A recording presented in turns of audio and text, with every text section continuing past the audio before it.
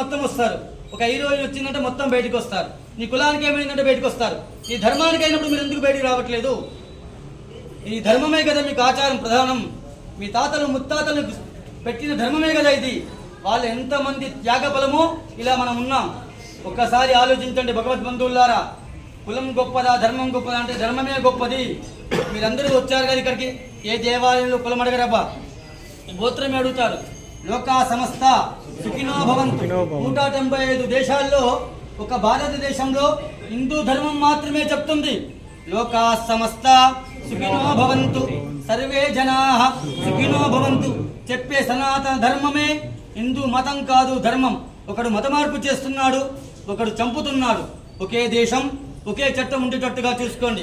ఇకనైనా మీ కమ్యూనిటీలో అందరు ఇప్పుడు గేటర్ కమ్యూనిటీలో ఉంటున్నారు కదా, ఏర్పాటు చేసుకోండి. మీటింగులు, సభలు ఏర్పాటు చేయండి.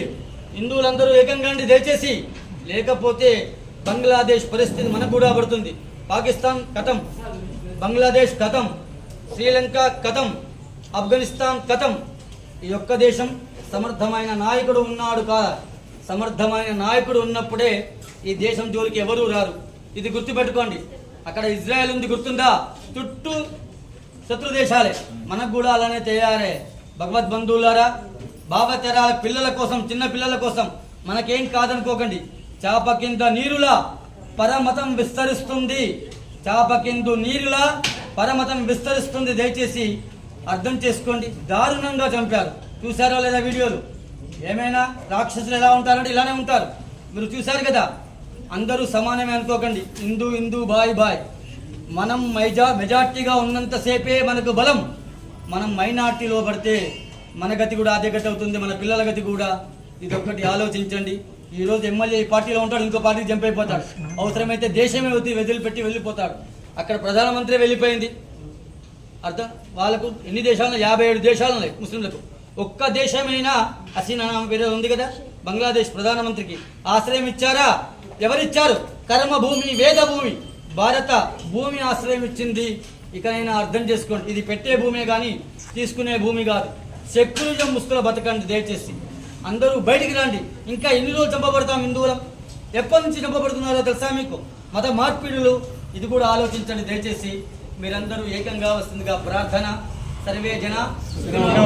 రేపు సాయంత్రం బంగ్లాదేశ్ హిందూ బంధువుల కోసం, అక్కడ చనిపోయిన వారి కోసం, అక్కడ అత్యాచారాలు చేయబడ్డ స్త్రీల కోసం భగవంతుని యొక్క అనుగ్రహం తీసుకొని రేపు సాయంత్రం మనందరం కూడా చిన్న ర్యాలీ తీద్దాం.